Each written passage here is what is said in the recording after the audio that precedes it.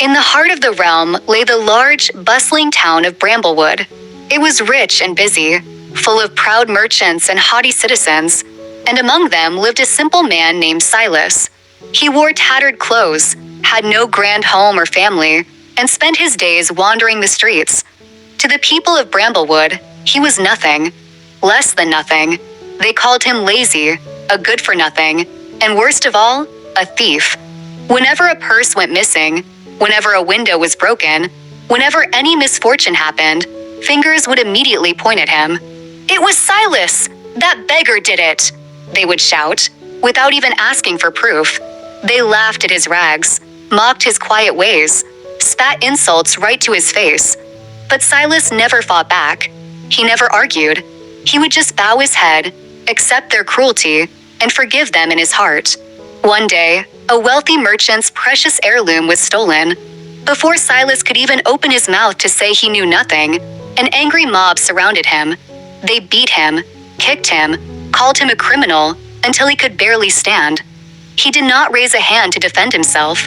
He just ran to the old abandoned shed at the edge of town and cried alone in the dark, his heart heavy with pain. Yet when the sun rose the next morning, there he was again. As he did every day, Silas walked the streets, picking up trash, emptying bins, cleaning the filth others left behind, making the town neat and beautiful without anyone ever asking. The people only grew more arrogant. They walked past him with their noses held high, saying to each other, "This town will never have true peace as long as that beggar loiters around. When he is gone, we will be happy and safe." Not long after, Silas stopped wandering the streets. He was nowhere to be seen. At first, the people cheered. They thought their wish had come true, but it was only the start of their nightmare. Bad men began to creep into the town. Gangs of robbers and thugs came, bold and cruel. They broke into houses, stole gold and goods, hurt anyone who tried to stop them. Crime became normal. No one was safe.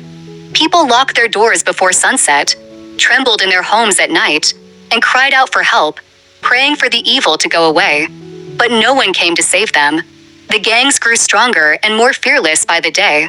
One afternoon, a group of gangsters surrounded a large house, shouting and threatening to burn it down if the family did not hand over all their money.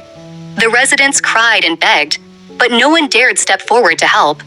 Suddenly, a ragged figure stepped out from the alley. It was Silas. He moved faster than anyone could see, stronger than any man they knew.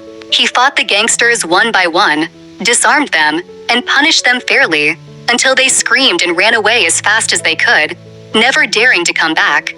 The family and neighbors should have thanked him. Instead, they glared at him with fear and anger. "It is your fault," they shouted, pushing him away roughly. "You brought these thugs here. You put our lives in danger. Get out of our sight." Silas said nothing. He just turned to leave, thinking quietly to himself, "They are only afraid. That is why they act this way." What the people did not know was, all these years, Silas had been the one protecting them. He had secretly chased away bad men, stopped crimes before they happened, kept the town safe while they slept and mocked him. That night, Silas alone went to the hidden hideout of the gangs. No one knew exactly how he did it, but when the sun rose, people saw with their own eyes. All the bad men had fled the town for good, never to return. Peace had come back to Bramblewood, just like before. Only then did the people realize the truth. They remembered how quiet and kind he was, how he never harmed anyone, how he cleaned their streets and kept them safe all along. They had judged him wrong, blamed him for everything, hurt him for no reason. All this time, he was their guardian, not a thief or a curse. Filled with shame and regret, they went to Silas. They bowed to him, apologized for all the wrong they did. They brought him food, warm clothes, built him a proper home, and helped him in everything he needed. From that day on, no one ever mocked him again. They treated him with the greatest respect, and Silas stayed, watching over the town, keeping the peace that they all cherished. Moral lesson: never judge a person by their appearance, status, or what you see on the surface. Do not blame others easily without knowing the truth. The one you despise, mock, and underestimate may be the very person who protects you, loves you, and makes your life better. True worth is not in how one looks, but in what they do and how good their heart is.